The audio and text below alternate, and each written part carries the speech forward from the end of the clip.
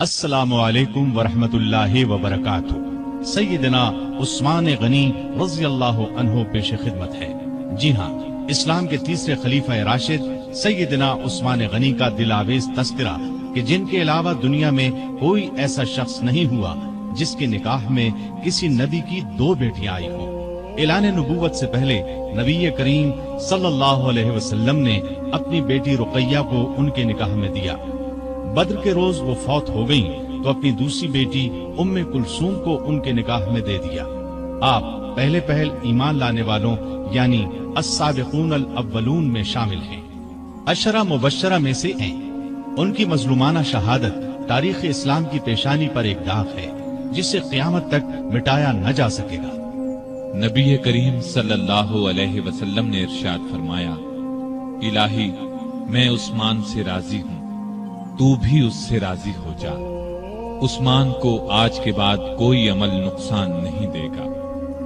جماعت اصحاب روشن ستارے ہیں، آسمان پر موجود ستاروں کی روشنی کم و بیش ہے۔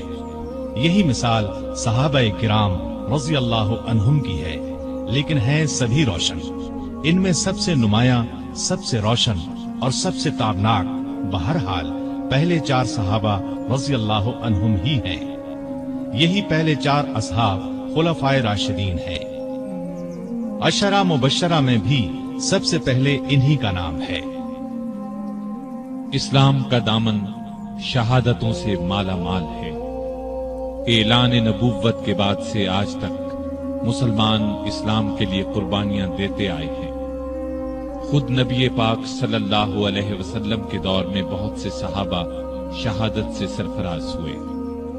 آج واقعہ کربلا کو شہادت کا سب سے بڑا واقعہ خیال کیا جاتا ہے۔ ایسا خیال کرنے والے سیدنا عثمان غنی رضی اللہ عنہ کی شہادت کے واقعے کو نظر انداز کر دیتے ہیں۔ سیدنا عثمان غنی رضی اللہ عنہ کی شہادت حد درجے مظلومانہ شہادت ہے۔ 40 دن تک فسادیوں نے ان کے گھر کو گھیرے رکھا۔ یہ سانحہ اس شخص کے ساتھ پیش آیا جسے نبی صلی اللہ علیہ وسلم نے دنیا میں جنتی ہونے کی بشارت سے نوازا۔ یکے بعد دیگرے اپنی 2 بیٹیاں ان کے نکاح میں دیں۔ اس کے علاوہ بھی جن کے فضائل بے شمار ہیں، وہ مسلمانوں کے تیسرے خلیفہ راشد تھے۔ اسلام کے لیے ان کی قربانیوں کی ایک طویل فہرست ہے، لیکن افسوس جب ہم تاریخ کے اوراق الٹتے ہیں تو ان کے صفحات پر اس جیسی ہستی کا بھی خون پھیلا نظر آتا ہے۔ سیدنا عثمان غنی رضی اللہ عنہ ہجری سال شروع ہونے سے 47 سال پہلے 576 عیسوی میں شہر مکہ میں پیدا ہوئے۔ ان کی پیدائش سے 6 سال پہلے ہمارے رسول کریم صلی اللہ علیہ وسلم دنیا میں تشریف لا چکے تھے۔ ماں باپ نے نام عثمان رکھا، اسی نام سے مشہور ہوئے۔ ابو عبداللہ اور ابو عمرو کنیتیں تھی، لیکن کنیتیں مشہور نہیں ہوئی۔ مشہور لقب ذوالنورین ہے، اس کا مطلب ہے 2 نوروں والا۔ چونکہ نبی کریم صلی اللہ علیہ وسلم کی 2 صاحبزادیوں سے آپ کی شادی ہوئی، لہٰذا آپ کو یہ لقب ملا۔ دوسرا لقب غنی ہے۔ بہت مالدار تھے، لیکن اپنا مال دین کی خدمت اور نیکی کے کاموں میں بے تحاشا خرچ کرتے رہتے تھے، اسی لیے غنی مشہور ہوئے۔ 5ویں پشت میں ان کا سلسلہ نسب رسول کریم صلی اللہ علیہ وسلم سے جا ملتا ہے۔ آپ کا تعلق قریش سے تھا اور قریش کے قبائل میں آپ بنو امیہ سے تھے۔ آپ کے پردادا کا نام امیہ تھا۔ نبی کریم صلی اللہ علیہ وسلم کے پردادا کا نام ہاشم تھا۔ امیہ ہاشم کے بھتیجے اور اپنے خاندان کے رئیس تھے، اس لیے یہ خاندان بنو امیہ کے نام سے مشہور ہوا۔ اس خاندان سے تعلق رکھنے والوں کو اموی کہا جاتا ہے۔ قریش کا قومی جھنڈا بنو امیہ کے پاس تھا۔ اسی طرح بنو ہاشم کے ذمے کعبے کی نگرانی کا کام تھا۔ گویا دونوں خاندان مرتبے والے تھے۔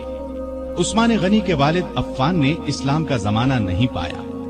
رسول اکرم صلی اللہ علیہ وسلم نے جس زمانے میں نبوت کا اعلان فرمایا، عفان اس سے پہلے ہی فوت ہو چکے تھے۔ والدہ کا نام اروا تھا۔ بی بی اروا کی والدہ کا نام ام حکیم بیضا تھا۔ یہ رسول کریم صلی اللہ علیہ وسلم کی پھوپھی یعنی آپ کے والد جناب عبداللہ کی سگی بہن تھی۔ اس طرح بی بی اروا آپ کی پھوپھی زاد بہن تھی اور عثمان آپ کے بھانجے تھے۔ آپ کے بچپن کے حالات تاریخ کی کتب میں بہت کم ملتے ہیں۔ اتنا ذکر ضرور ملتا ہے کہ گھر والوں نے عثمان رضی اللہ عنہ کو لکھنا پڑھنا سکھایا، اچھے آدمیوں کی طرح رہنے کی تربیت دی۔ بڑے ہوئے تو غلے کی تجارت شروع کر دی۔ بہت ایماندار تاجر تھے، کاروبار خوب چمکا، بہت دولت مند ہو گئے، لیکن انہوں نے اپنی دولت کو فضول کاموں میں خرچ نہ کیا، نیکی کے کاموں میں خرچ کرنے لگے۔ اس زمانے میں شراب پینے کا رواج تھا، بہت کم لوگ اس بری عادت سے بچے ہوئے تھے، لیکن عثمان نے کبھی شراب کو ہاتھ تک نہ لگایا۔ یہی وجہ تھی کہ قریش کے لوگ ان کی بہت عزت کرتے تھے۔ عثمان غنی رضی اللہ عنہ 34 سال کے تھے کہ رسول پاک صلی اللہ علیہ وسلم نے اپنے نبی ہونے کا اعلان فرمایا۔ ابو بکر رضی اللہ عنہ نے ان کے سامنے بھی اسلام کی خوبیاں بیان کی اور ان کے درمیان دوستی بھی تھی۔ چنانچہ اسلام کی خوبیاں سن کر ان پر فوری اثر ہوا۔ نبی صلی اللہ علیہ وسلم کی خدمت میں حاضر ہونے اور اسلام قبول کرنے پر آمادہ ہو گئے۔ ایسے میں آپ صلی اللہ علیہ وسلم خود وہاں تشریف لے آئے اور آتے ہی فرمایا، اے عثمان، اللہ کی جنت قبول کر، مجھے اللہ نے تیری اور تمام خلقت کی ہدایت کے لیے بھیجا ہے۔ یہ سنتے ہی سیدنا عثمان غنی نے فوراً کلمہ پڑھ لیا، اپنا ہاتھ رسول اللہ صلی اللہ علیہ وسلم کے ہاتھ میں دے دیا۔ یہ نبوت کا پہلا سال تھا۔ اس وقت تک صرف گنتی کے چند نیک لوگوں ہی نے اسلام قبول کیا تھا۔ ان نیک لوگوں میں عثمان غنی رضی اللہ عنہ کی خالہ سعودہ رضی اللہ عنہا بھی تھی۔ عثمان اسلام لانے سے پہلے ایک دن ان کے ہاں گئے تو انہوں نے کہا، بھانجے، بے شک محمد صلی اللہ علیہ وسلم اللہ کے سچے رسول ہیں، ان پر قرآن نازل ہوا ہے اور وہ اللہ کی طرف بلاتے ہیں، ان کا دین قبول کرنے میں ہی بہتری ہے۔ خالہ کی باتوں کا بھی عثمان پر بہت اثر ہوا۔ اس کے بعد ابو بکر سے ان کی ملاقات ہوئی تو انہوں نے خالہ کی باتوں کا ذکر کیا۔ اس پر سیدنا ابو بکر صدیق رضی اللہ عنہ نے فوراً فرمایا، اللہ کی قسم، جو کچھ تمہاری خالہ نے کہا ہے وہ بالکل سچ ہے۔ پھر انہوں نے خود بھی اسلام کی خوبیوں کا ذکر کیا۔ عثمان غنی رضی اللہ عنہ کا دل بالکل موم ہو گیا۔ پھر جو ہی نبی صلی اللہ علیہ وسلم وہاں تشریف لائے، عثمان غنی رضی اللہ عنہ نے کلمہ پڑھ لیا۔ جناب ذوالنورین میں اس قدر خوبیاں تھیں کہ ان کے اسلام قبول کرنے کے کچھ ہی عرصے بعد رسول کریم صلی اللہ علیہ وسلم نے اپنی منجلی بیٹی رقیہ رضی اللہ عنہا کی شادی ان سے کر دی۔ اس طرح عثمان رضی اللہ عنہ رسول کریم صلی اللہ علیہ وسلم کے داماد بنے۔ نبوت کے اعلان کو جب 4 سال گزر گئے تو نبی صلی اللہ علیہ وسلم نے لوگوں کو اعلانیہ اسلام کی طرف بلانا شروع کیا۔ اس پر مکے کے مشرک آپ صلی اللہ علیہ وسلم کے اور مسلمانوں کے دشمن ہو گئے، مسلمانوں پر ظلم کے پہاڑ توڑنے لگے۔ عثمان غنی کے کافر چچا حکم بن ابی العاص کو ان کے اسلام لانے کے بارے میں معلوم ہوا تو آگ بگولا ہو گیا۔ عثمان غنی کو رسیوں سے جکڑ کر مارنے پیٹنے لگا اور ان سے کہتا کہ یہ نیا مذہب چھوڑ دو۔ سیدنا عثمان غنی رضی اللہ عنہ یہ مار پیٹ صبر اور حوصلے سے برداشت کرتے رہے۔ جواب میں یہی فرماتے، جو چاہو کر لو، اسلام کو تو اب نہیں چھوڑوں گا۔ آخر حکم تھک گیا، انہیں ان کے حال پر چھوڑ دیا۔ دوسرے کافر بھی آپ کو ستاتے رہے۔ جب کافروں کا ظلم حد سے بڑھا تو نبوت کے 5ویں سال نبی صلی اللہ علیہ وسلم نے مسلمانوں سے فرمایا، تم لوگ یہاں سے نکل کر حبشہ چلے جاؤ، وہاں کا بادشاہ اچھا آدمی ہے، کسی پر ظلم نہیں ہونے دیتا، جب تک اللہ تعالیٰ تمہاری اس مصیبت کو دور نہیں کر دیتا اس وقت تک تم لوگ وہیں ٹھہرو۔ چنانچہ صحابہ کرام رضوان اللہ تعالی علیہم اجمعین کے پہلے گروہ نے حبشہ کی جانب ہجرت کی۔ اس گروہ میں 12 مرد اور 4 عورتیں تھیں۔ سیدنا عثمان غنی رضی اللہ عنہ ان کے امیر تھے اور ان کے ہمراہ ان کی زوجہ محترمہ رسول اللہ صلی اللہ علیہ وسلم کی صاحبزادی رقیہ رضی اللہ عنہا بھی تھی۔ حبشہ عرب کے جنوب مغرب کی طرف سمندر پار افریقہ کے بر اعظم میں واقع ہے۔ سمندر کا نام بحیرہ قلزم ہے۔ آج کل یہ ملک ایتھوپیا کہلاتا ہے۔ اس زمانے میں حبشہ کے بادشاہ کو نجاشی کہا جاتا تھا۔ اس وقت جو بادشاہ حبشہ پر حکومت کرتا تھا وہ مذہب کے اعتبار سے عیسائی تھا، لیکن بہت نیک دل تھا اور انصاف پسند تھا۔ دوسرے مذہب کے لوگوں پر خود ظلم کرتا، نہ کسی اور کو ان پر ظلم کرنے دیتا تھا۔ سیدنا عثمان غنی رضی اللہ عنہ کی ہجرت کے بارے میں نبی صلی اللہ علیہ وسلم نے یہ الفاظ ارشاد فرمائے: ابراہیم اور لوط علیہ السلام کے بعد عثمان غنی رضی اللہ عنہ پہلے شخص ہیں جنہوں نے اپنے گھر والوں کے ساتھ ہجرت کی۔ ہجرت کے معانی ہیں جدائی یا اپنا وطن اور گھر بار چھوڑ کر کسی دوسرے ملک یا شہر میں جا بسنا۔ اسلام میں ہجرت کا مطلب ہے اپنا وطن اور گھر بار چھوڑ کر کسی دوسرے ملک یا شہر میں اس لیے جانا کہ اپنے دین کو بچایا جا سکے اور کسی ڈر یا رکاوٹ کے بغیر اللہ کی بندگی کی جا سکے۔ دین کی خاطر اپنا پیارا وطن اور گھر بار چھوڑنا بہت بڑی قربانی ہے، اس کا بہت زیادہ ثواب ہے۔ ان مسلمانوں کو ابھی حبشہ گئے 3 ماہ ہی گزرے تھے کہ ان تک یہ خبر پہنچی کہ مکے کے سبھی کافر مسلمان ہو گئے ہیں۔ یہ خبر سن کر انہیں بہت خوشی ہوئی۔ سب مکے کی طرف واپس پلٹے۔ عثمان غنی اور ان کی زوجہ محترمہ رقیہ بھی ساتھ تھی۔ مکے کے پاس پہنچنے پر انہیں معلوم ہوا کہ وہ خبر غلط تھی۔ اب انہوں نے واپس حبشہ جانا مناسب نہ سمجھا۔ مکے کے سرداروں میں سے کسی نہ کسی کی پناہ حاصل کر کے مکے میں داخل ہو گئے۔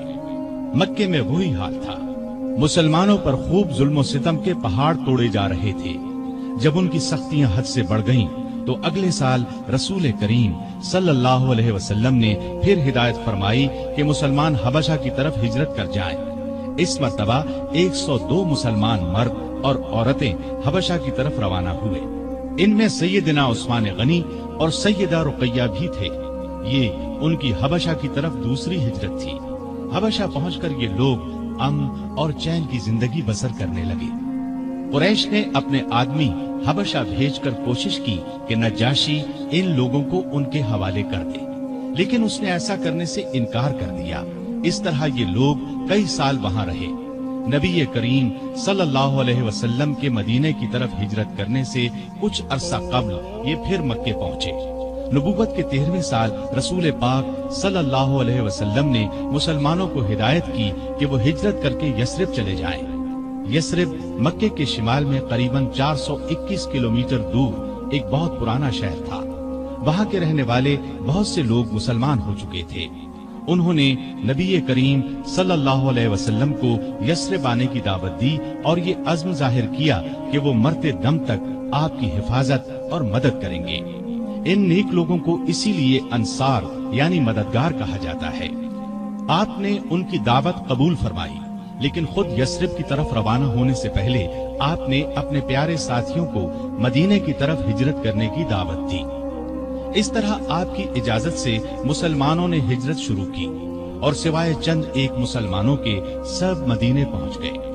عثمان اور رقیہ نے بھی اس زمانے میں مدینے کی طرف ہجرت کی۔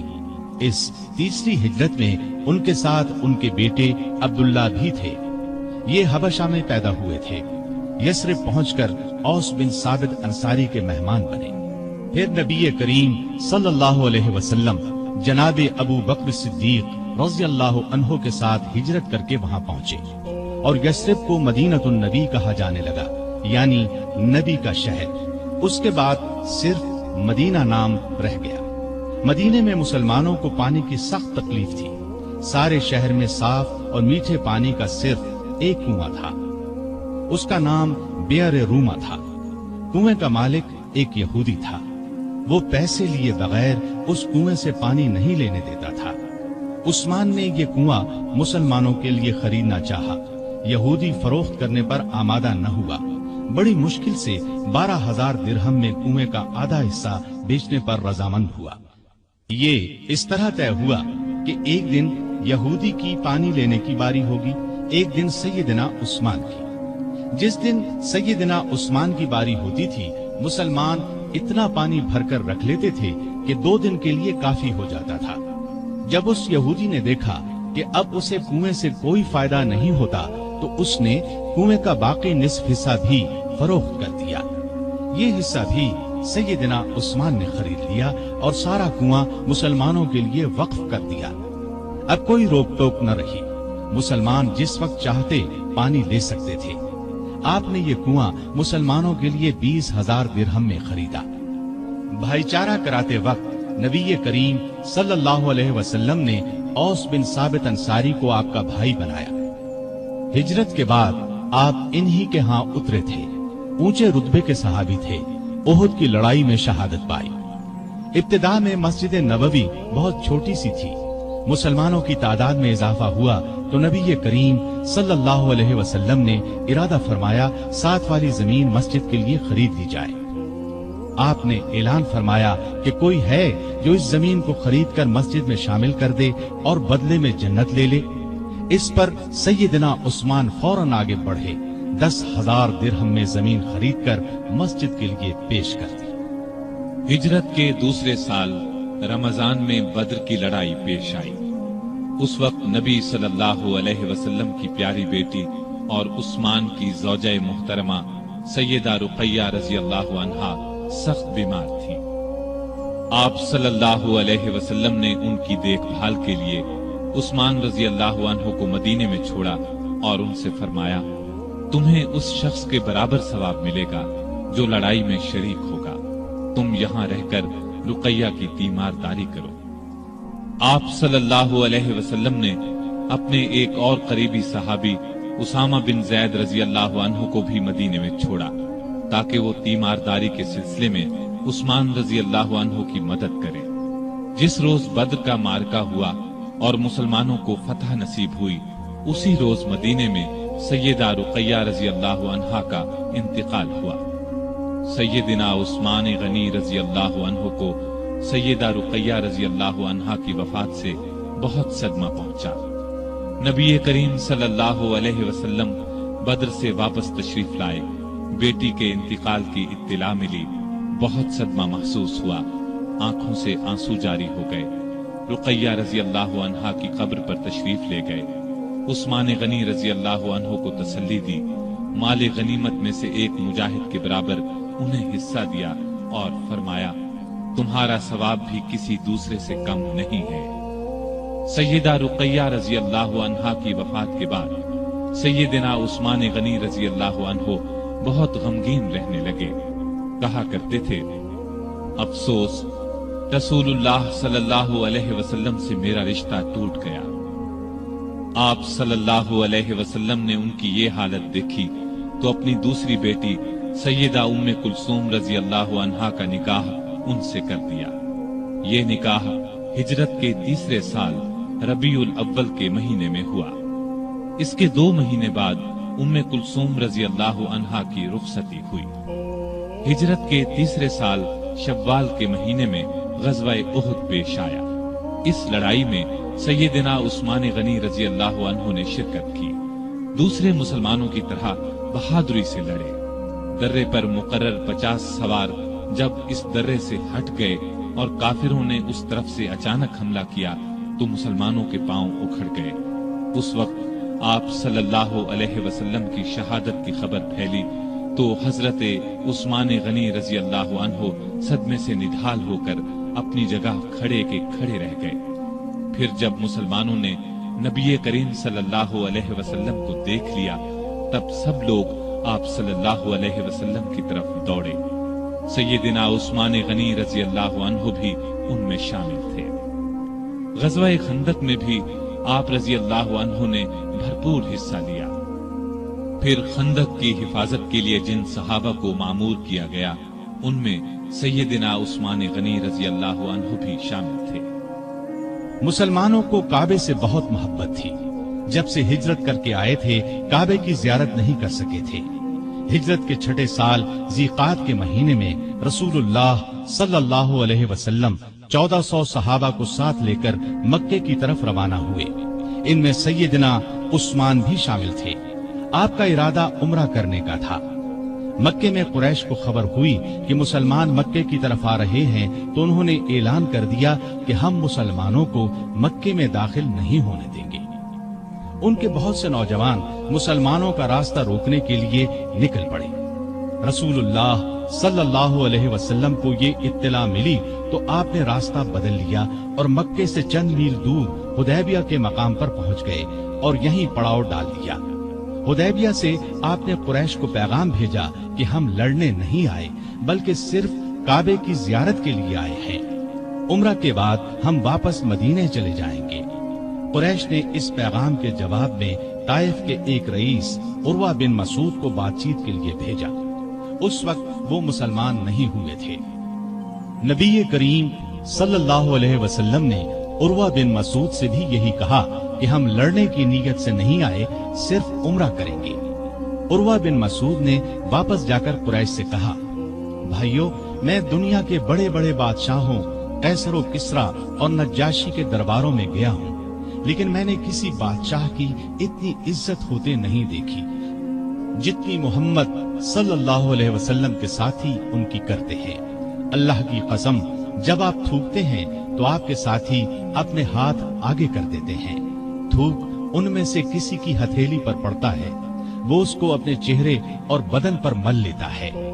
جب وہ کوئی حکم دیتے ہیں تو سب اس کی تعمیل کے لیے دوڑ پڑتے ہیں۔ جب آپ وضو کرتے ہیں تو اس وضو کے پانی کے حصول کے لیے یوں محسوس ہوتا ہے جیسے لڑ پڑیں گے۔ آپ کے ہاں جب کوئی بات کرتے ہیں تو بالکل آہستہ اور پست آواز میں۔ آپ کی عظمت کے پیش نظر آپ کی طرف نظر اٹھا کر نہیں دیکھتے۔ میرے خیال میں تو بہتر یہی ہے کہ تم مسلمانوں سے صلح کر لو۔ قریش نے ان کی بات نہ مانی۔ نبی کریم صلی اللہ علیہ وسلم نے پھر ان کے پاس ایک قاصد کو بھیجا۔ قریش نے ان کے ساتھ بدسلوکی کی۔ اب آپ نے عثمان غنی کو بھیجا اور قریش کو پیغام دیا کہ ہم جنگ کے لیے نہیں آئے بلکہ کعبے کی زیارت کے لیے قربانی کے جانور ساتھ لے کر آئے ہیں۔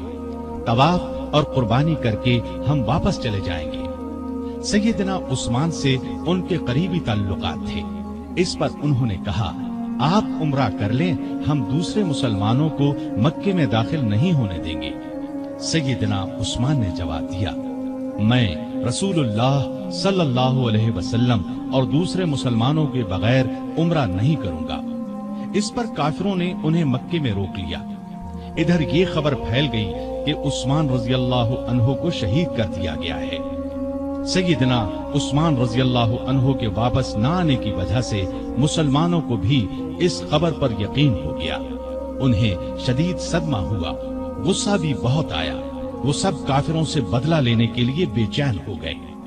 حالت اس وقت یہ تھی کہ مسلمان صرف 1400 تھے، لڑائی کا سامان پاس نہیں تھا، ان کے پاس صرف تلواریں تھیں۔ دوسری طرف دشمن پوری تیاری کے ساتھ ان پر حملہ کر سکتا تھا۔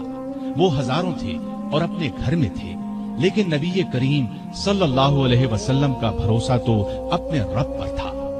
آپ نے ببول کے ایک درخت کے نیچے اپنے تمام صحابہ سے بیعت لی کہ عثمان کا بدلہ لینے کے لیے لڑیں گے، مرتے دم تک پیچھے نہیں ہٹیں گے۔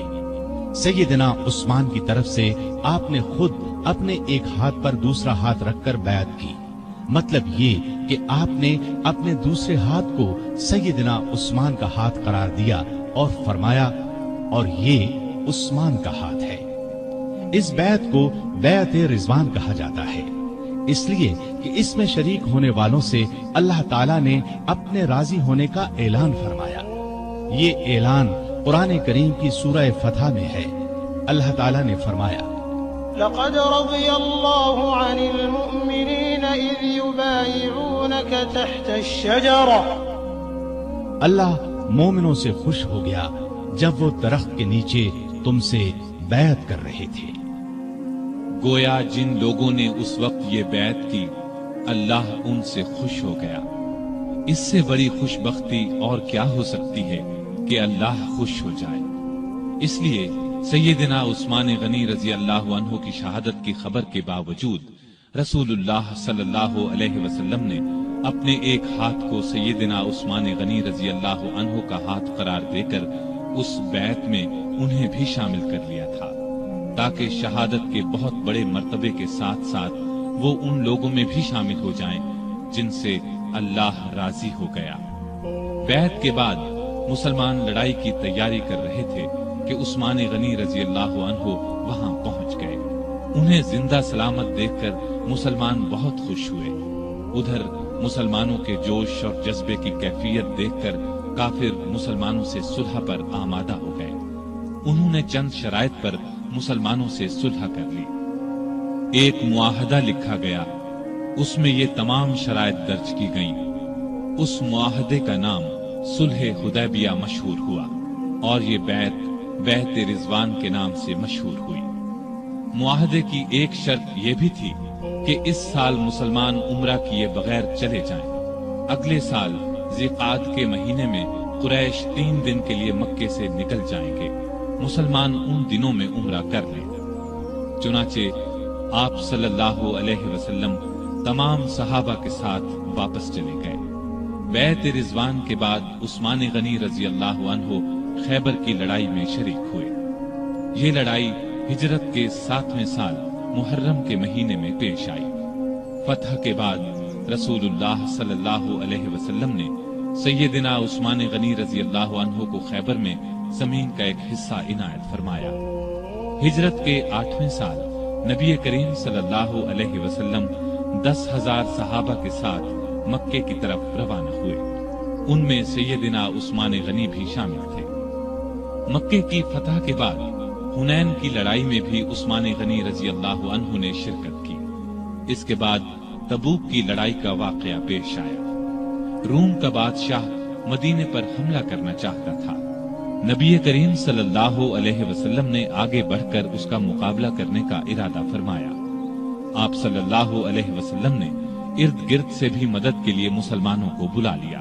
اس طرح ایک بڑا لشکر جمع ہو گیا۔ اتنے بڑے لشکر کے لیے خوراک، ساز و سامان، ہتھیاروں اور سواریوں کا انتظام ایک مسئلہ تھا۔ اس لیے نبی کریم صلی اللہ علیہ وسلم نے مسلمانوں سے دل کھول کر چندہ دینے کا اعلان کیا اور فرمایا کہ ایسا کرنے والوں کے لیے جنت ہے۔ مسلمانوں نے اس موقع پر ایک دوسرے سے بڑھ چڑھ کر حصہ لیا۔ سیدنا ابو بکر رضی اللہ عنہ گھر کا سارا سامان لے آئے۔ سیدنا عمر فاروق رضی اللہ عنہ گھر کا نصف سامان لے آئے۔ عبد الرحمن بن عوف رضی اللہ عنہ نے 40,000 درہم دیے۔ باقی صحابہ نے بھی جتنا زیادہ سے زیادہ ممکن تھا روپیہ اور سامان دیا۔ عورتوں نے اپنے زیور اتار کر ڈھیر کر دیے۔ اس روز سیدنا عثمان غنی رضی اللہ عنہ نے تو حد ہی کر دی۔ ہوا یہ کہ عثمان غنی رضی اللہ عنہ نے ملک شام کے لیے ایک قافلہ تیار کیا تھا، جس میں پالان اور کجاوے سمیت 200 اونٹ تھے۔ تقریباً 30 کلو کے قریب چاندی تھی۔ آپ نے یہ سب صدقہ کر دیا۔ اس کے بعد پھر 100 اونٹ پالان اور کجاوے سمیت صدقہ کیا۔ اس کے بعد 1000 دینار جو تقریباً 5.5 کلو سونے کے برابر ہے نقد لے کر آئے اور انہیں نبی کریم صلی اللہ علیہ وسلم کی آغوش مبارک میں بکھیر دیا۔ رسول اللہ صلی اللہ علیہ وسلم انہیں الٹتے پلٹتے جاتے تھے اور فرماتے جاتے تھے، آج کے بعد عثمان جو بھی کریں انہیں ضرر نہ ہوگا۔ اس کے بعد سیدنا عثمان غنی رضی اللہ عنہ نے پھر صدقہ کیا اور صدقہ کیا، یہاں تک کہ ان کے صدقے کی مقدار نقدی کے علاوہ 900 اونٹ اور 100 گھوڑوں تک جا پہنچی۔ غزوہ تبوک کے سفر کے موقع پر بھی عثمان رضی اللہ عنہ ساتھ تھے۔ واپسی پر ام کلثوم رضی اللہ عنہا چند دن بیمار رہ کر وفات پا گئیں۔ نبی صلی اللہ علیہ وسلم اور عثمان رضی اللہ عنہ کو شدید صدمہ پہنچا۔ ہجرت کا 24واں سال شروع ہونے سے 3 دن پہلے دوسرے خلیفہ سیدنا عمر فاروق رضی اللہ عنہ فجر کی نماز پڑھا رہے تھے کہ ایرانی غلام ابو لؤلؤ فیروز نے ان پر خنجر سے وار کیے۔ اس پر وہ سخت زخمی ہو گئے۔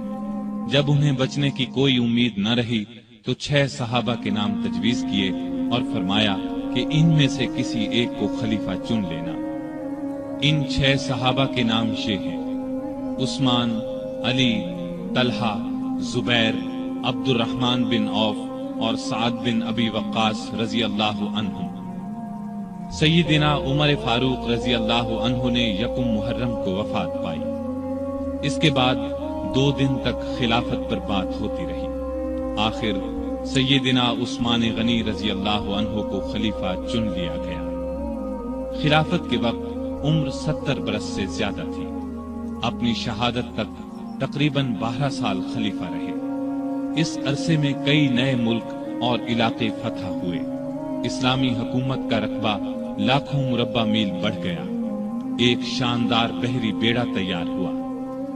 ان کے زمانے میں آذربائیجان سیدنا خالد بن ولید رضی اللہ عنہ کے ہاتھ پر دوبارہ فتح ہوا۔ اسی طرح آرمینیا فتح ہوا۔ 27 ہجری کو سیدنا عبداللہ بن سعد بن ابی سرح رضی اللہ عنہ نے افریقہ پر چڑھائی کی۔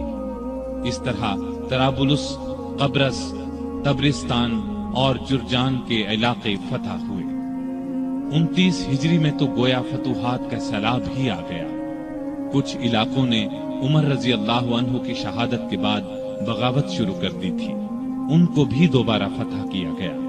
چنانچہ فارس، مرو، بلخ اور ہرات تک سارے علاقے فتح کر لیے گئے۔ سیستان، تخار، ترکستان فتح ہوئے۔ ترکستان ایران اور چین کے درمیان واقع ہے۔ طالقان، فاریاب اور جزجان کو سخت لڑائیوں کے بعد فتح کیا گیا۔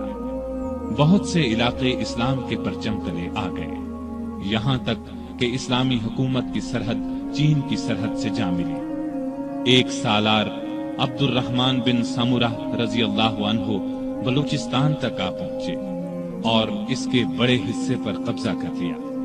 اس زمانے میں بلوچستان نام کا کوئی صوبہ نہیں تھا۔ اس علاقے کو سندھ کا حصہ سمجھا جاتا تھا۔ پھر پورے ایران کو فتح کر لیا گیا۔ کابل سمیت وہ تمام علاقے اسلامی حکومت میں شامل ہو گئے جو آج کل افغانستان، بلوچستان اور وسط ایشیا کا حصہ ہیں۔ ایران میں آئے دن بغاوتیں ہوتی رہتی تھیں۔ اس کی وجہ یہ تھی کہ ایران کا آخری آتش پرست حکمران یزدگرد ابھی زندہ تھا۔ سیدنا عمر فاروق رضی اللہ عنہ کے زمانے میں وہ بھاگ کر ترکستان چلا گیا تھا۔ سیدنا عثمان غنی رضی اللہ عنہ کے دور میں وہ خراسان اور پھر سیستان پہنچا۔ مسلمانوں کے خلاف بغاوت کی، لیکن اسلامی لشکر نے دونوں جگہ اس کی بغاوت کو کچل دیا۔ خود یزدگرد ایک پنچکی والے دیہاتی کے ہاتھوں مارا گیا۔ یہ واقعہ عثمان غنی رضی اللہ عنہ کی خلافت کے 8ویں سال پیش آیا۔ اس کے بعد ایران میں بغاوتوں کا سلسلہ رک گیا۔ اس کے بعد روم کے بادشاہ کانسٹینس نے شام اور مصر پر حملے کا ارادہ کیا۔ وہ 500 جنگی جہازوں کے بحری بیڑے کے ساتھ اسلامی ساحلوں کی طرف بڑھا، لیکن اسلامی لشکر نے اسے زبردست لڑائی کے بعد شکست فاش دی۔ رومی دم دبا کر بھاگے۔ بھاگنے والوں میں ان کا بادشاہ بھی تھا۔ اس جنگ کو مستولوں والی جنگ کہا جاتا ہے۔ اس طرح رومیوں کا غرور خاک میں مل گیا۔ رومی بحری بیڑے کا روب ہمیشہ کے لیے خاک میں مل گیا۔ سمندری لڑائی میں مسلمانوں کی یہ جیت سیدنا عثمان غنی رضی اللہ عنہ کی خلافت کے زمانے کا اتنا عظیم الشان کارنامہ ہے کہ ہم اس پر فخر کر سکتے ہیں۔ سیدنا عثمان غنی رضی اللہ عنہ کے زمانے کی فتوحات 2 قسم کی ہیں۔ سیدنا عمر رضی اللہ عنہ کے زمانے میں جو علاقے فتح ہوئے تھے ان میں سے کچھ باغی ہو گئے تھے۔ سیدنا عثمان غنی رضی اللہ عنہ کے دور خلافت میں ان علاقوں کو پھر سے فتح کیا گیا۔ اس طرح ان علاقوں پر دوبارہ اسلام کا جھنڈا لہرانے لگا۔ ان میں آذربائیجان، آرمینیا، ہمدان، رے، خراسان اور اسکندریہ وغیرہ کی بغاوتوں کا کچلا جانا شامل ہے۔ دوسری قسم کی فتوحات وہ ہیں جو مسلمانوں نے نئے علاقے فتح کیے۔ ان میں افریقہ، یعنی طرابلس، مراکش، الجزائر، تیونس کے علاقے، نیز ان کے علاوہ قبرص، طبرستان، جرجان، افغانستان، ترکستان اور قفقاز وغیرہ فتح ہوئے۔ قفقاز کو کوہ قاف بھی کہا جاتا ہے۔ ایران کے بہت سے علاقے عمر رضی اللہ عنہ کے دور میں فتح ہو چکے تھے، کچھ باقی تھے، مثلاً طوس، بیحق، نیشاپور، بلخ وغیرہ۔ یہ سب سیدنا عثمان غنی رضی اللہ عنہ کے زمانے میں فتح ہوئے۔ بحری بیڑے کی فتح کے بعد مسلمان بحیرہ روم پر چھا گئے، دنیا کی ایک زبردست بحری طاقت بن گئے۔ شام کے والی سیدنا امیر معاویہ نے سیدنا عثمان کی توجہ اس طرف دلائی کہ ہمیں ہر وقت رومیوں کی طرف سے بحری حملے کا خطرہ رہتا ہے، ان کے مقابلے کے لیے ہمارے پاس بھی بحری بیڑا ہونا چاہیے۔ اس پر انہوں نے بحری بیڑا تیار کرنے کا حکم دیا۔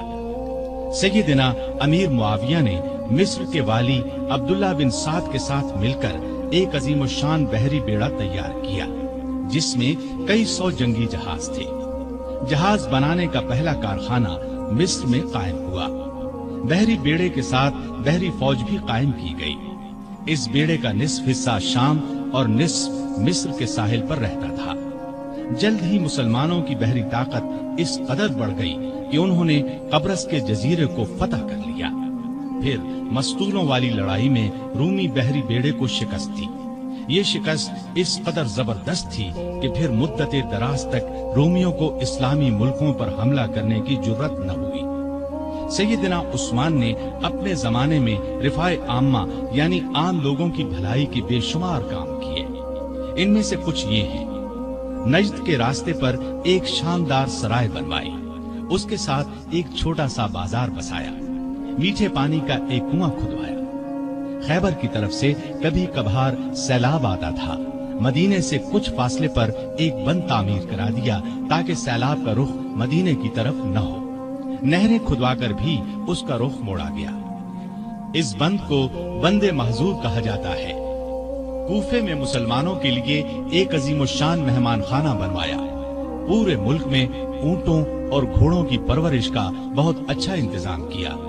ان کے لیے جگہ جگہ چراگاہیں بنوائیں، ان کے قریب چشمے بنوائے۔ بعض چراگاہیں اتنی بڑی تھیں کہ ان میں کئی کئی ہزار اونٹ اور گھوڑے پرورش پاتے تھے۔ ان چراگاہوں کی نگرانی کرنے والوں کے لیے ان کے ساتھ مکان بنوائے۔ مدینے کی طرف آنے والے تمام راستوں کو اچھے طریقے سے بنوایا تاکہ مسافروں کو کوئی تکلیف نہ ہو۔ ان پر جگہ جگہ چوکیاں اور سرائیں بنوائیں، چشموں کے پانی کا انتظام کیا، سڑکیں بنوائیں، ندی نالوں اور دریاؤں پر پل بنوائے، مختلف شہروں میں مساجد تعمیر کروائیں۔ آپ کے زمانے میں مدینے میں ایک بڑا بیت المال تھا۔ اس کے علاوہ ہر صوبے میں ایک بیت المال ہوتا تھا۔ یہ گویا سرکاری خزانے تھے۔ ان سے حقداروں کو حق دیا جاتا، محتاجوں کی مدد کی جاتی۔ بے شمار نئے علاقے فتح ہونے کی وجہ سے ملک کی آمدنی بہت بڑھ گئی تھی۔ چنانچہ جن لوگوں کو بیت المال سے وظیفے ملتے تھے ان میں 100 درہم کا اضافہ کر دیا گیا۔ رمضان میں امہات المومنین یعنی امت کی ماؤں کو 2 درہم روزانہ، جبکہ دوسرے لوگوں کو 1 درہم بیت المال سے دیا جاتا تھا۔ اس کے علاوہ انہیں کھانا بھی دیا جاتا۔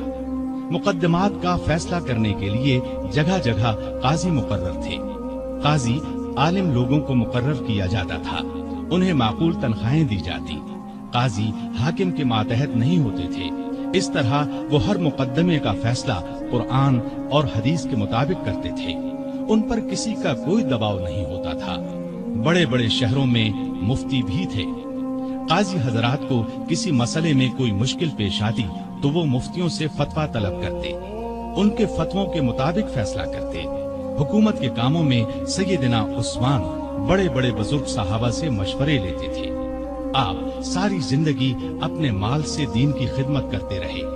ایک خدمت یہ تھی کہ تمام مسلمانوں کو قرآن پاک کی ایک قرات پر جمع کر دیا، حرم شریف میں توسیع کروائی، ارد گرد کے مکانات خرید کر یہ کام کروایا۔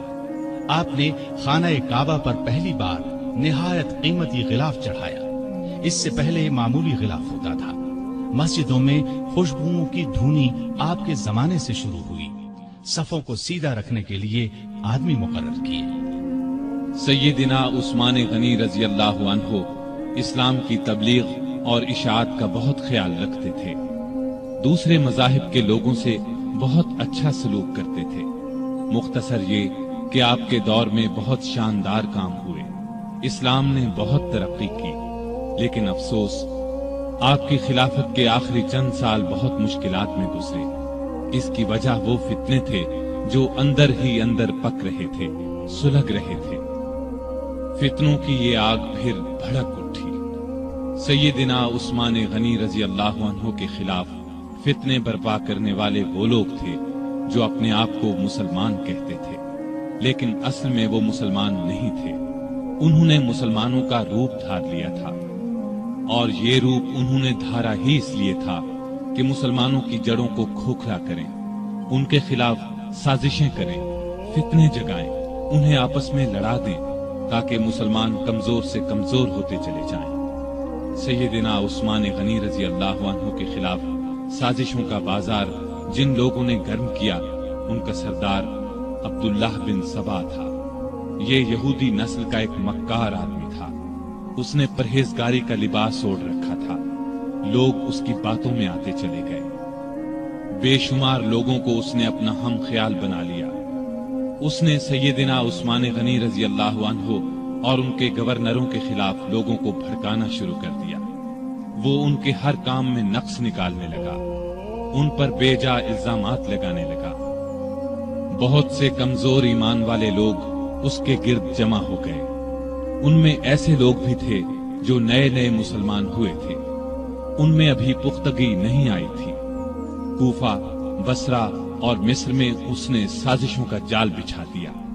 یہ جال اس قدر مہارت سے بچھایا گیا کہ بعض نیک دل لوگ بھی شک میں پڑ گئے کہ کہیں واقعی تو ایسا نہیں ہے۔ ایسے لوگوں میں بھی بے چینی پھیل گئی۔ پھر بے چینی کی یہ لہر مدینے کے لوگوں تک جا پہنچی۔ عبداللہ بن سبا اور اس کے حامیوں نے فتنے اور سازش کی یہ آگ الزامات کے ذریعے لگائی۔ اس نے الزام لگایا کہ عثمان غنی رضی اللہ عنہ نے اپنے رشتہ داروں کو خوش کرنے کے لیے انہیں بڑے بڑے عہدوں پر مقرر کر رکھا ہے۔ انہوں نے بیت المال سے بڑی بڑی رقمیں ایسے لوگوں کو دیں جو ان کے حقدار نہیں تھے، بلکہ زیادہ تر ان کے رشتہ دار تھے۔ طرابلس کی جنگ سے جو مال غنیمت حاصل ہوا، اس کا 5واں حصہ بیت المال کا حق تھا، لیکن انہوں نے مصر کے گورنر عبداللہ بن سعد کو دے دیا۔ جب سیدنا عثمان غنی رضی اللہ عنہ تک یہ باتیں پہنچی تو انہوں نے بھرے مجمع میں ان الزامات کے یہ جوابات دیے۔ میں نے ان لوگوں کو خوش کرنے کے لیے نہیں، بلکہ لائق، بہادر اور بھروسے کے قابل سمجھ کر اونچے عہدوں پر مقرر کیا ہے۔ میں اپنے خاندان والوں سے واقعی محبت کرتا ہوں، لیکن ان کی خاطر ظالم نہیں بن سکتا۔ میں ان کے صرف وہی حق ادا کرتا ہوں جو واجب ہیں۔ ان کو دل کھول کر دیتا ہوں تو بیت المال سے نہیں، اپنے ذاتی مال میں سے دیتا ہوں۔ مسلمانوں کا مال میں اپنے لیے حلال سمجھتا ہوں اور نہ کسی دوسرے کے لیے۔ طرابلس کی لڑائی میں عبداللہ بن سعد اسلامی فوج کے سپاہ سالار تھے۔ میں نے ان سے وعدہ کیا تھا کہ اگر آپ لڑائی میں کامیاب ہوئے تو غنیمت کے مال کا 5واں حصہ آپ کو دیا جائے گا۔ فتح کے بعد میں نے اپنے وعدے کے مطابق یہ حصہ انہیں دیا، لیکن جب دوسرے مسلمانوں نے اس بات کو پسند نہ کیا تو میں نے یہ حصہ ان سے لے کر بیت المال میں جمع کرا دیا۔ اب اس میں اعتراض والی بات کون سی رہ گئی؟ اس کے علاوہ ان پر ایک چراہ گاہ کے بارے میں بھی الزام تھا۔ یہ چراہ گاہ مدینے کے قریب بنائی گئی تھی۔ سیدنا عثمان غنی رضی اللہ عنہ نے اس کو حکومت کی ملکیت قرار دیا، عام لوگوں کو اس سے فائدہ اٹھانے سے روک دیا۔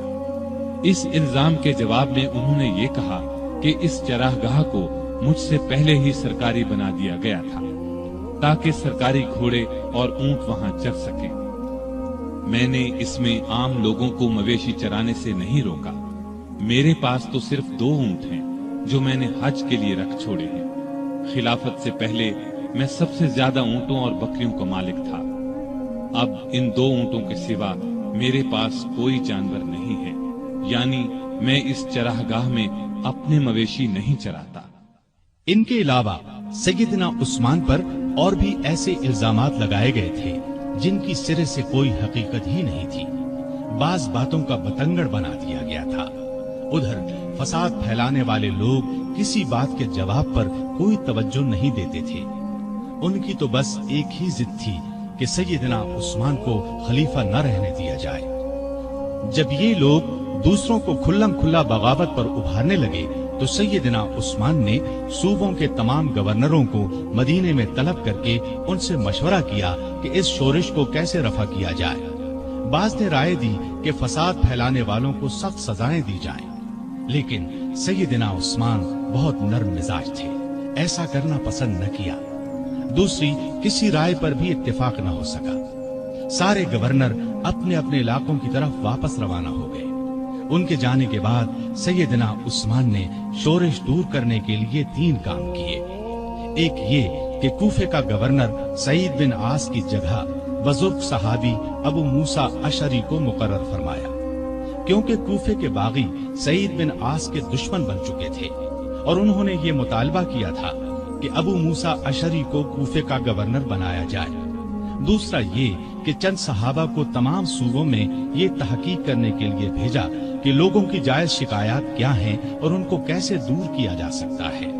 تیسرا یہ کہ ملک بھر میں اعلان کرا دیا کہ جس کسی کو مجھ سے یا میرے کسی حاکم سے کوئی شکایت ہو وہ حج کے موقع پر پیش کرے، میں یہ شکایت دور کر دوں گا اور ظالم سے مظلوم کا حق دلاؤں گا۔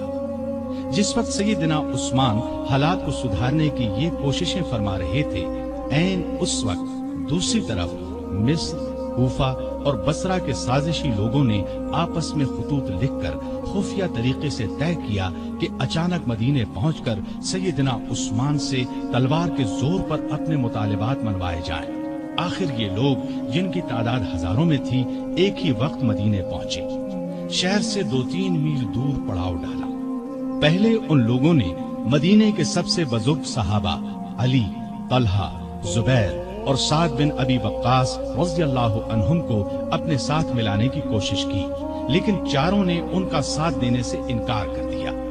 اس کے بعد سیدنا علی جناب عثمان کی طرف سے باغیوں کے پاس گئے اور ان کے ایک ایک الزام کا جواب دے کر انہیں واپس جانے کی ترغیب دی، ساتھ ہی انہیں یقین دلایا کہ سیدنا عثمان تمہارے جائز مطالبات ماننے کے لیے تیار ہے۔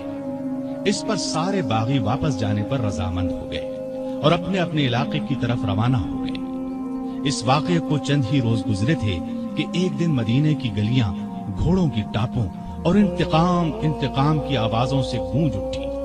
لوگ گھبرا کر باہر نکلے۔ انہوں نے دیکھا کہ مصری باغیوں کی جماعت پھر واپس آ گئی ہے۔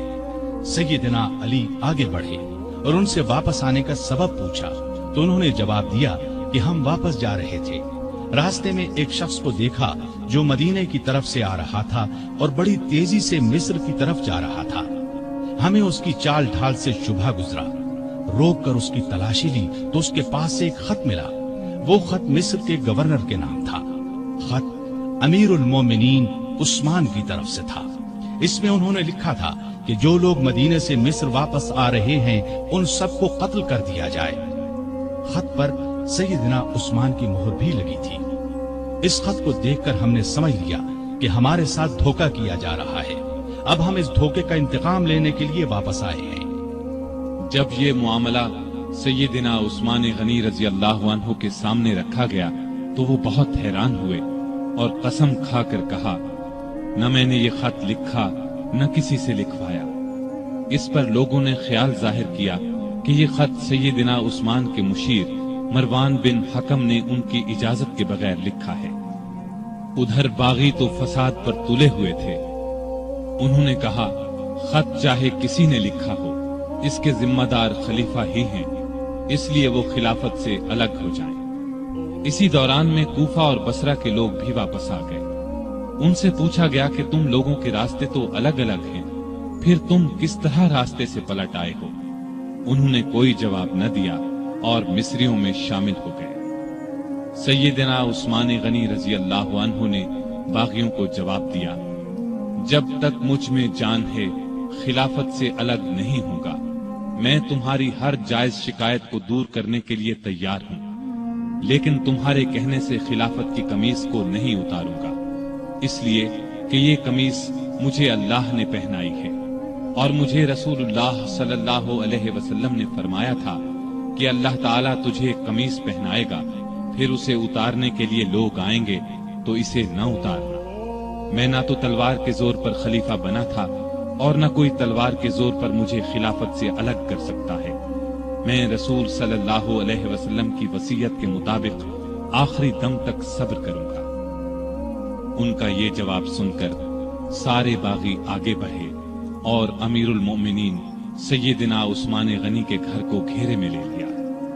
باغیوں نے ان کے گھر کو کئی دن تک گھیرے میں رکھا۔ ان دنوں میں ان ظالموں نے بہت گھٹیا حرکات کی، ان کے گھر میں پانی اور خوراک تک جانے سے روک دیا۔ ایک روز ام المؤمنین سیدہ ام حبیبہ رضی اللہ عنہا نے کھانے پینے کی کچھ چیزیں لے کر سیدنا عثمان غنی تک جانے کی کوشش کی، لیکن ظالم باغیوں نے ان کی بے ادبی کی اور آگے نہ جانے دیا۔ ایک روز سیدنا علی رضی اللہ عنہ نے اپنے چند آدمیوں کے ذریعے پانی کی 3 مشکیں بھجوائیں۔ ان آدمیوں کو باغیوں نے روکا، لیکن وہ لڑ بھیڑ کر اور کئی زخم کھا کر پانی کی مشکیں اندر لے جانے میں کامیاب ہو گئے۔ 1-2 بار پڑوس کے گھروں سے بھی خوراک اور پانی کی مدد پہنچی، لیکن یہ اتنی کم ہوتی تھی کہ بڑی مشکل سے 1-2 دن گزرتے تھے۔ مدینے میں جتنے بھی بزرگ اور جلیل القدر صحابہ موجود تھے، ان سب نے باغیوں کو بہت سمجھایا، لیکن باغیوں نے ان کا بھی لحاظ نہ کیا، کوئی بات نہ مانی۔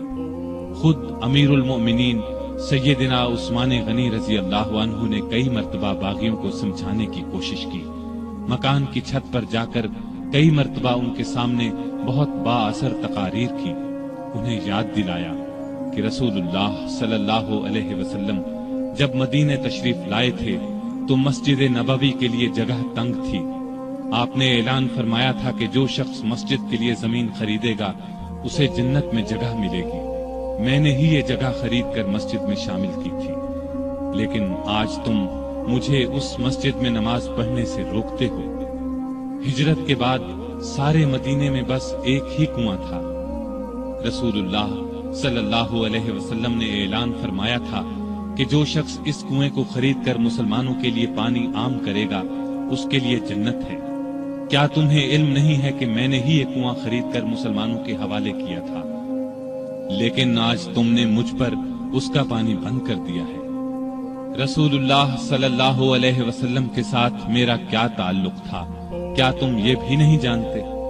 ان کی یہ تمام باتیں بھی پتھر دل باغیوں کو ہلا نہ سکی۔ ان ظالموں نے امیر المؤمنین کے مکان کو آنے والے تمام راستوں پر پہرے بٹھا دیے تاکہ مدینے کے لوگ ان کی مدد کو نہ پہنچ سکیں۔ پھر بھی 700 بہادر مسلمان ہتھیار لگا کر کسی نہ کسی طرح سیدنا عثمان غنی رضی اللہ عنہ کے پاس پہنچ گئے اور امیر المؤمنین سے کہا، اگر آپ اجازت دیں تو ہم ان باغیوں سے لڑیں۔ اس پر عثمان غنی رضی اللہ عنہ نے فرمایا، میں تم لوگوں کو اللہ کا واسطہ دیتا ہوں کہ کوئی شخص میرے لیے اپنا خون نہ بہائے۔ اس پر چند نوجوانوں کے سوا نہ چاہتے ہوئے بھی باقی لوگ واپس چلے گئے۔ سیدنا عثمان غنی رضی اللہ عنہ نے یہ بھی پسند نہ فرمایا کہ رسول اللہ صلی اللہ علیہ وسلم کے شہر کو چھوڑ کر کسی دوسرے شہر چلے جائیں۔ وہ تمام مصیبتیں صبر اور شکر سے برداشت کرتے رہے، لیکن گوارا نہ کیا کہ لوگ ان کی خاطر ایک دوسرے کا خون بہائیں۔ ادھر مدینے میں یہ ہو رہا تھا، ادھر مکے میں حج ہو رہا تھا۔ اکثر لوگ حج کے لیے گئے ہوئے تھے۔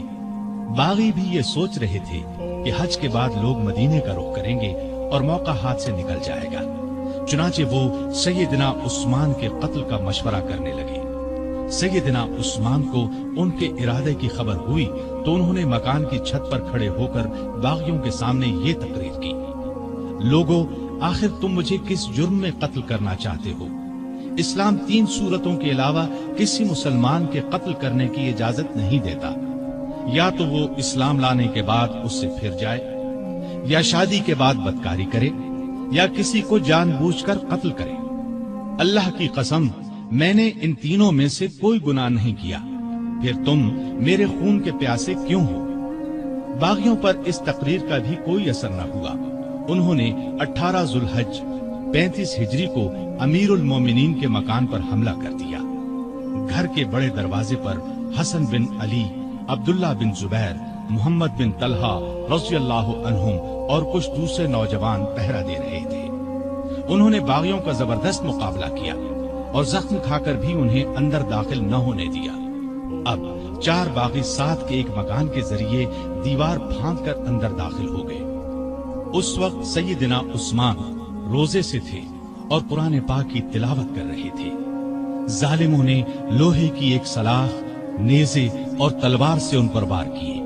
ان کی زوجہ محترمہ سیدہ نائلہ انہیں بچانے کے لیے آگے بڑھیں تو تلوار کے وار سے ظالموں نے ان کی انگلیاں کاٹ دیں۔ اس طرح ظالموں نے 82 سالہ نہتے امیر المومنین سیدنا عثمان رضی اللہ عنہ کو شہید کر دیا۔ انا للہ و انا الیہ راجعون۔ انہیں شہید کر دیا جنہوں نے اپنے آپ کو بچانے کے لیے ان کا خون بہانا پسند نہیں فرمایا تھا، ورنہ وہ فوج بلا کر ان سب کو قتل کروا سکتے تھے۔ ان کا خون قرآن کے ان الفاظ پر گرا، فَسَيَكْفِيكَهُمُ اللَّهُ۔ وہ جمعے کے دن کا تیسرا پہر تھا۔ ان کی شہادت کی خبر سن کر لوگ سناٹے میں آ گئے۔ ان کے گمان میں بھی نہیں تھا کہ بات یہاں تک پہنچ جائے گی۔ جنازہ رات کے وقت لے جایا گیا، ڈر تھا کہ باغی ناش کی بے حرمتی نہ کرے۔ اس مظلوم شہید کو بقیع الغرقد المعروف جنت البقیع میں دفن کیا گیا۔ آپ بہت خوبصورت تھے، ہمیشہ صاف ستھرا لباس پہنتے تھے، لیکن ایسا لباس نہیں پہنتے تھے جس سے غرور پیدا ہو۔ گھر کے افراد کو بھی ایسا لباس نہیں پہننے دیتے تھے۔ غذا عام طور پر سادہ اور نرم کھاتے تھے۔ اپنی روزی کپڑے اور غلے وغیرہ کی تجارت سے کماتے تھے۔ بہت دیانتدار اور کامیاب تاجر تھے۔ اپنی دولت اللہ کے راستے میں لٹاتے رہتے تھے۔ بہت زیادہ صفائی پسند تھے۔ جس دن سے مسلمان ہوئے تھے ہر روز غسل فرماتے تھے۔ خوشبو بہت پسند تھی۔ فرض نمازوں اور روزوں کی سختی سے پابندی کے علاوہ نفلی عبادت بھی بہت کرتے تھے۔ اکثر تیسرے دن روزہ رکھتے، رات کو صرف اتنا کھاتے کہ انسان زندہ رہ سکے۔ بعض اوقات تو ساری رات عبادت میں گزار دیتے۔ قرآن مجید کی تلاوت کا بہت زیادہ شوق تھا۔ تلاوت کے بغیر کوئی دن نہ گزرتا تھا۔ ہر سال حج کے لیے جاتے، آخری سال باغیوں کے محاصرے کی وجہ سے نہ جا سکے۔ لکھنا پڑھنا جانتے تھے، وحی کی کتابت بھی کرتے تھے۔ وحی نازل ہوتی تو اکثر نبی کریم صلی اللہ علیہ وسلم انہیں لکھنے کے لیے بلاتے۔ قرآن کے بہت بڑے عالم اور حافظ تھے۔ رسول اللہ صلی اللہ علیہ وسلم کی 146 احادیث آپ کے ذریعے سے امت تک پہنچی۔ شریعت کے مسائل سے بخوبی واقف تھے۔ لوگ ان سے مسئلے پوچھتے تھے۔ نبی کریم صلی اللہ علیہ وسلم کی دوسری بیٹی سیدہ ام کلثوم کی وفات کے بعد آپ نے کچھ اور نکاح بھی کیے۔ 9 یا 7 بیٹیاں اور 8 بیٹے ہوئے۔ 2 بیٹے بچپن ہی میں فوت ہو گئے۔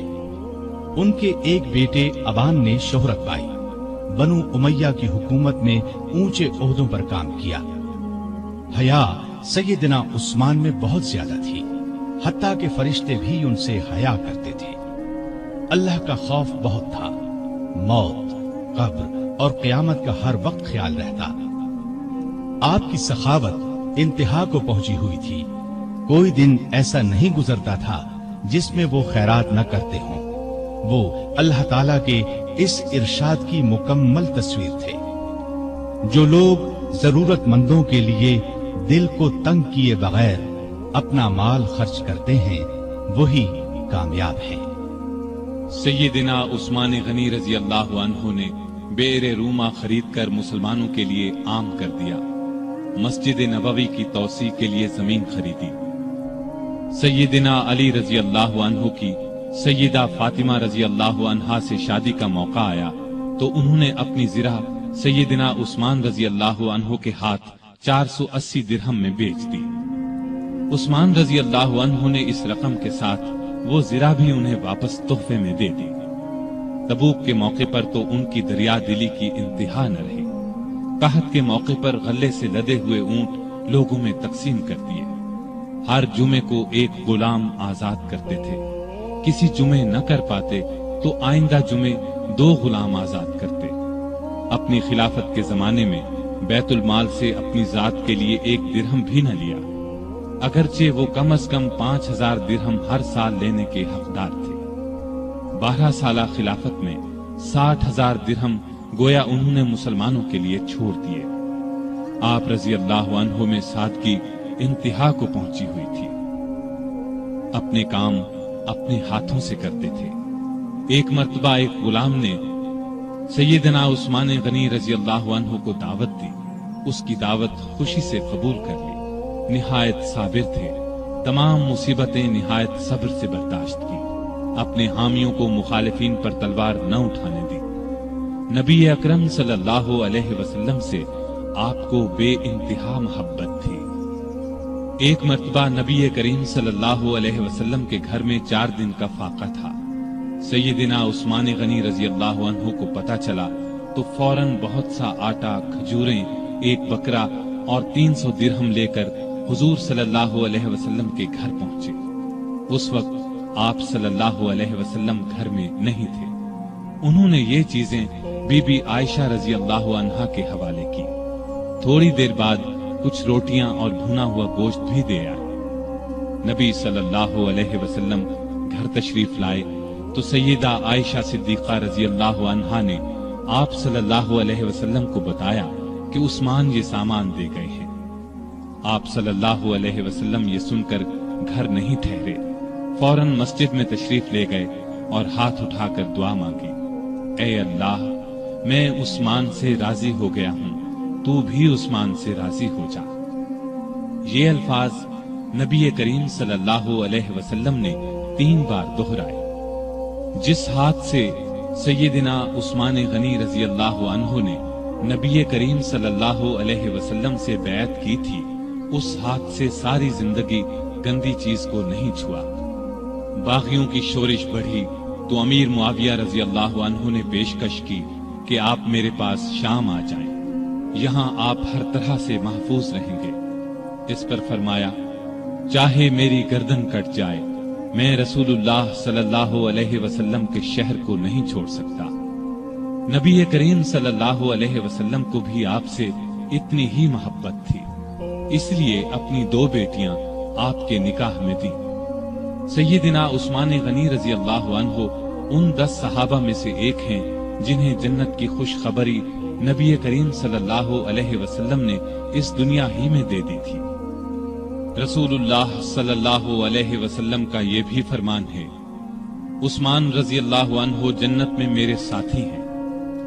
سیدنا عثمان غنی رضی اللہ عنہ کے چند قول یہ ہیں، اس نے اللہ کا حق نہیں جانا جس نے لوگوں کا حق نہیں جانا۔ حقیر سے حقیر پیشہ اختیار کرنا ہاتھ پھیلانے سے بہتر ہے۔ غریب کا 1 روپیہ خیرات کرنا دولت مند کے 1 لاکھ روپے خیرات کرنے سے بہتر ہے۔ اپنے رب کے سوا کسی سے امید نہ رکھو۔ گناہ کسی نہ کسی صورت دل کو بے قرار رکھتا ہے۔ سب سے برا آدمی وہ ہے جو لوگوں کی برائیاں بیان کرتا پھرے۔ اللہ تعالی سیدنا عثمان غنی رضی اللہ عنہ پر رحمتیں نازل فرمائے، آمین۔